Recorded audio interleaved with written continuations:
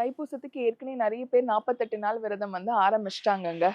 நீங்க இன்னைக்கு தான் ஸ்டார்ட் பண்ண போறீங்க. அதுவும் முக்கியமா பெண்கள் வந்து 21 நாள், 11 நாள் இல்ல 3 நாட்கள் அப்படி நீங்க ஸ்டார்ட் பண்ண போறீங்கன்னா, காலையில ஒரு முருகன் கோவிலுக்கு போயிடுங்க. போக முடியாதவங்க வீட்ல இருக்க பெரியவங்க கிட்டயே மாலை வாங்கி போட்டுக்கோங்க. ஒரு நாளைக்கு 2 வேளை இல்லைன்னா 1 வேளை உணவு சாப்பிட்டா போதும். 3 வேளையும் ஆகாரம் சாப்பிடாதீங்க. முக்கியமா இரவு நேரத்தோட உணவு வந்து நம்ம தவிர்த்துடணும். ஏன்னா நம்ம தரையில தான் தூங்க போறோம். அப்போ அந்த உணவு செரிச்சு நம்ம தூங்கணும். அதனால அதையும் நம்ம பார்த்துக்கணும். இன்னொன்னு கோவம் படாம இருங்க.